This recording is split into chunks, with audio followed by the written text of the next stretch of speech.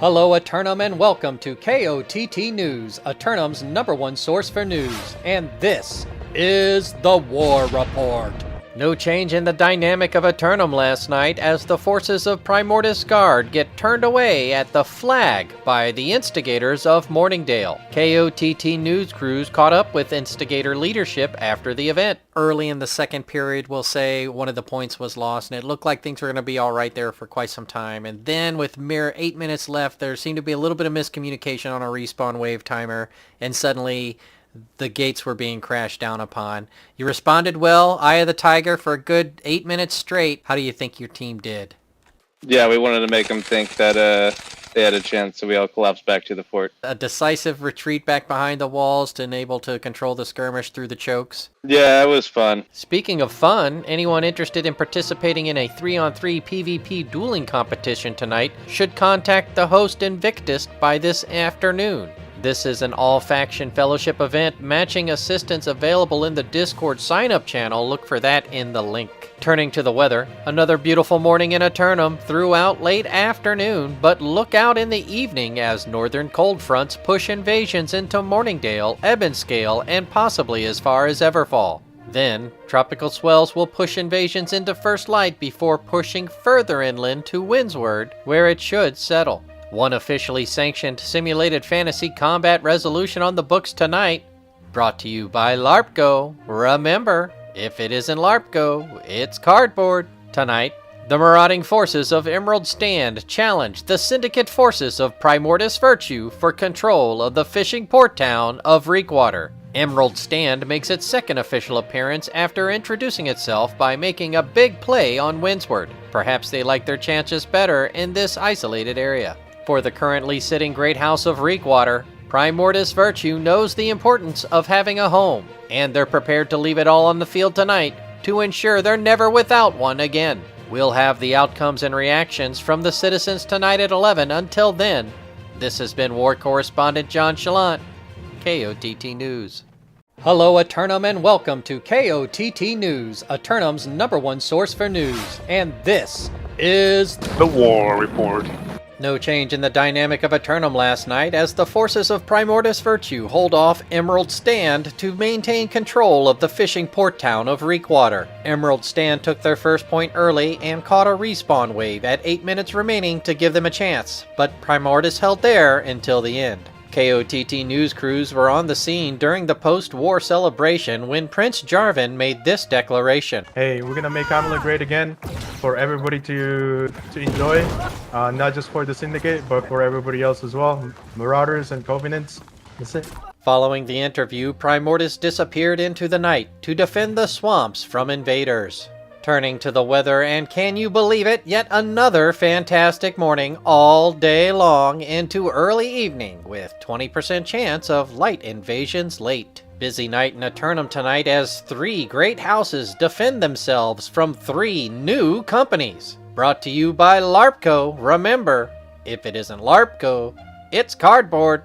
Up first, the Covenant forces of CAD attempt to capture the secondary oil reserves of Cutlass Keys from the syndicate forces of Weeptile TTV. It was 1 week ago during the celebration of Weeptile's liberation of Cutlass Keys when KOTT News first reported on the up-and-coming Covenant Company now attacking the hamlet. And so the honeymoon is over for Weeptile as they prepare themselves to defend their newly acquired Great House title. In the middle matchup, House of Hidden Daggers assail the always turbulent archipelago of Restless Shore in their attempt to seize it from unsupervised.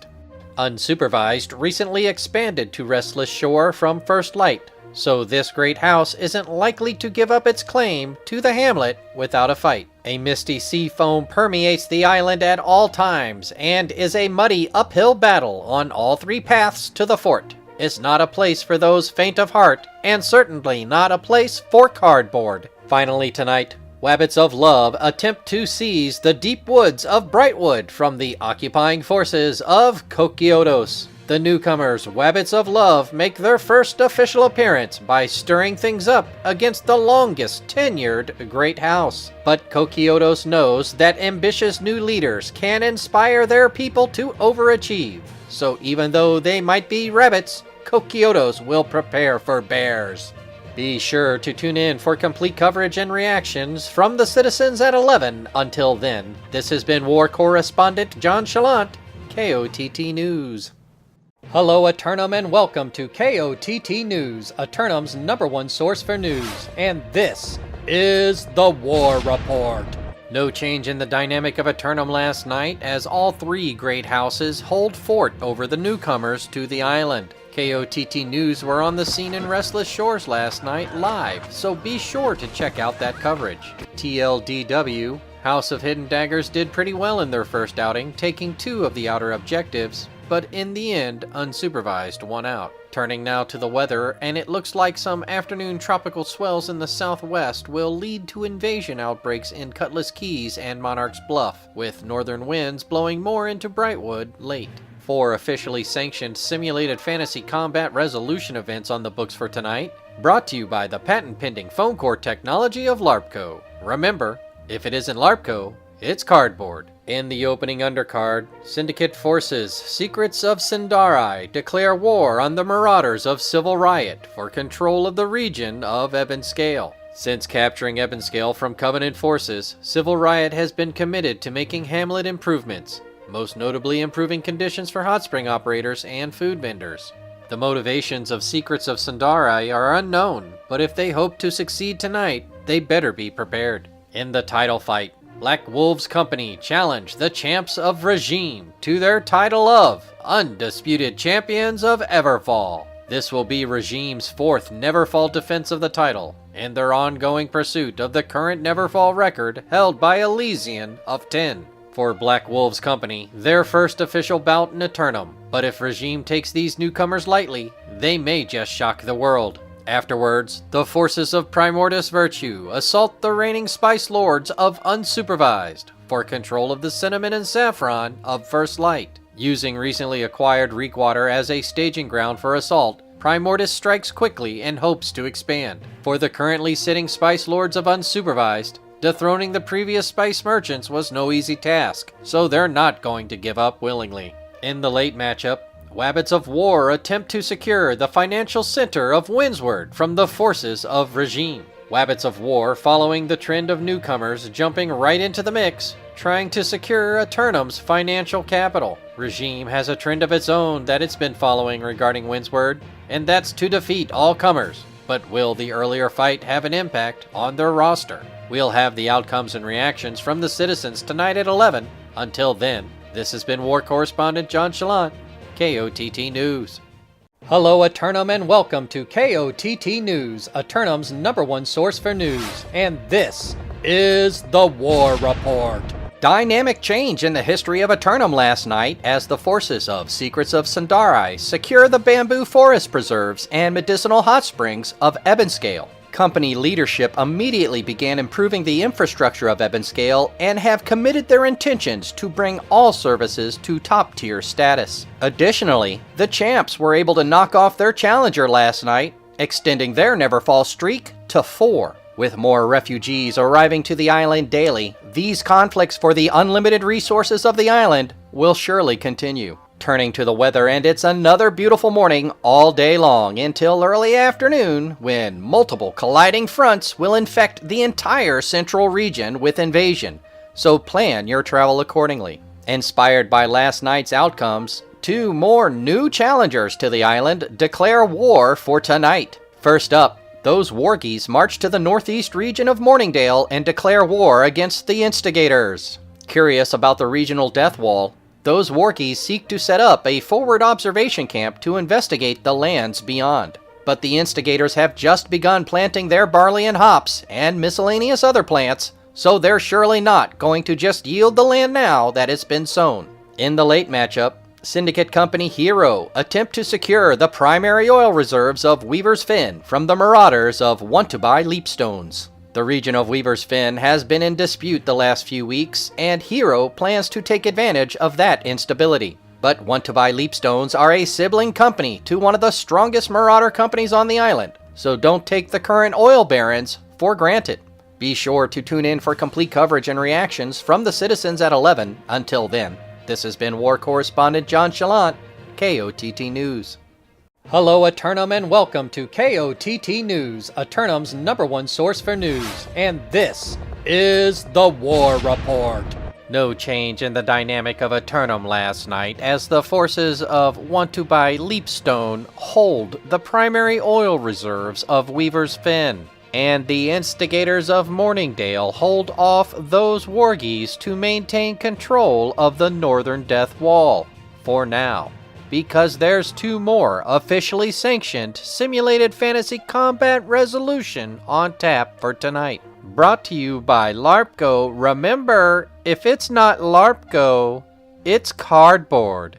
First up, Syndicate newcomer MFE challenged the reigning rulers of Monarch's Bluff, Covenant Company, Cult of Huntsmen, for control of the western region. Monarch's Bluff is rich in natural resources and a safe harbor for many new refugees, a fitting first home for any aspiring company. Which is why Cult of Huntsmen captured it from Elysian over a month ago and has held their ground ever since, against every company they've faced. The other newcomer, Syndicate Company Corrupted Kings, who make their first official declaration against the forces of Unsupervised for control of the Restless Shores. The Archipelago Anarchy continues as yet another company vies for control of one of the most violently contested regions in all of Eternum. For Unsupervised, their 3rd defense in a row against Syndicate forces, who have yet to figure out how to fight uphill in the mud during a perpetual sea mist. But what about the weather, you ask? It's going to be sunny all morning long. But I pity the fool that goes out without travel plans for tonight's invasions. We'll have the outcomes and reactions from the citizens tonight at 11. Until then, this has been War Correspondent JChalant, KOTT News. Hello Eternum and welcome to KOTT News, Eternum's #1 source for news, and this is the War Report. Dynamic change in the history of Eternum last night as yet another newcomer, Corrupted Kings, went out in the mud of Restless Shores to seize control of the archipelago. This last week has seen a surge in personal conflict as more and more refugees swim ashore and compete for the unlimited resources of the island. Corrupted Kings celebrated throughout the night following the victory, but company leadership did manage to attend to civic responsibilities during the festivities. All right, sir, there goes your town boards. Yep. Additionally, Corrupted Kings began dispensing complimentary spring hides to fellow members of the Syndicate. Please limit yourselves to once daily. Turning to the weather, and even though it's beautiful in the morning, we have a rare midweek matinee invasion in Monarch's Bluff for members of the midday community, with a 20% chance of invasion later in the evening in Morningdale and Reekwater. Coming up, the Wednesday night simulated fantasy combat resolution of the week, brought to you by LARPGO. Remember, if it's not LARPGO, it's cardboard. Tonight, Syndicate newcomers, Secrets of Niederwechlich, challenge the Marauders of Kokiotos for control of the north-central region of Brightwood. 3 nights in a row, a newcomer challenges. In each of the previous 2 nights, a newcomer has won. Will Niederwechlich be the 3rd? Kokiotos has held the deep woods of Brightwood since late fall and have emerged this spring, vowing to complete the cathedral. Will this engagement lead to further construction delay? Be sure to tune in for complete coverage and reactions from the citizens at 11. Until then, this has been War Correspondent JChalant, KOTT News. Hello Eternum and welcome to KOTT News, Eternum's #1 source for news, and this is the War Report. Dynamic change in the history of Eternum last night as the forces of Secrets secure the north-central region of Brightwood Forest. This marks the 3rd night in a row that a new company has dethroned a great house. KOTT was fortunate enough to ask Secret's governor, Atlas Scott, their intentions for the hamlet. I can't really say about the intention just yet. We got to talk to the rest of the company, and tell you what, we'll get back to you on that one, okay? I don't have an answer for you right now. All I got to say is hard teamwork. It's a great team to work with. It's not a one-man job. It's a team job. We worked well as a team. That's how we took this. GG's all around to us and the opposing team. All I got to say. KOTT news crews were also able to catch up with Captain Moon of Kokiotos as they were hurriedly leaving the city hall. It was a good fight. They did good. They deserve it. There's no shystiness. They fought really well, and I can appreciate that. But, you know, as Thor once said to Odin, Kokiotos is not a place. Kokiotos is a people. So we're not too heartbroken about it. Obviously, nobody likes to lose, but it's okay. It was a good fight. I think we did really well. We probably have some adjustments to make, but you know, we had fun, and yeah, congratulations to Secrets for their victory. KOTT News has determined that Cathedral completion has been delayed during the transition. No word yet on when it will resume. Turning to the weather, and it's sunny all morning long, with intermittent invasions periodically throughout the night, in between the wars, primarily in these 4 regions. 4 officially sanctioned simulated fantasy combat resolutions on tap for tonight, brought to you by LARPCO. Remember, if it isn't LARPCO, it's cardboard. Up first, Syndicate Company, Secrets, make their first defense of Ebonscale from the all-female Covenant Company that religiously watches anime in binge sessions that they bang out in a day. We bang anime, girls. Secrets have held the region for only a few days and have managed to improve the medicinal hot springs to exceptional status. For the attackers, however, the allure of a fully operational onsen resort town filled with steaming hot baths everywhere sounds like just the thing they would enjoy anime style. After that, another Syndicate newcomer, e-girl only, challenge the reigning champs of Regime for the Neverfall Championship title and the right to rule Everfall. If the champs manage to hold out tonight, they will move into a tie for second place on the all-time Neverfall streak list, sharing the spot with the Marauders of the Reckoning with 5. So for e-girl only to play spoiler, they better bring their A-game. They better bring their LARPCO. Later, even more new refugees rally under the Syndicate banner and challenge the forces of Unsupervised for control of the spice cultivating and shipping rights of First Light. Calling themselves Duranda Dogs, the company bucks the traditional dogfighting region of Restless Shore and make their first move for control of the spice. The current Spice Lords of Unsupervised have held the region for nearly 2 months after capturing it from Dominion, and they intend to continue holding it as long as the spice flows. In the nightcap, the Syndicate forces of Black Wolves Company make their move for the financial capital of Windsward, challenging the current governorship of Regime. Black Wolves Company held their first war against the champs and got turned away, but undeterred, they've persevered onward to try again. Regime forces have the windfall of resources available from Windsward to fund their defensive efforts and finance the finest mercenaries. They are equally undeterred. We'll have the outcomes and reactions from the citizens tonight at 11. Until then, this has been War Correspondent JChalant, KOTT News.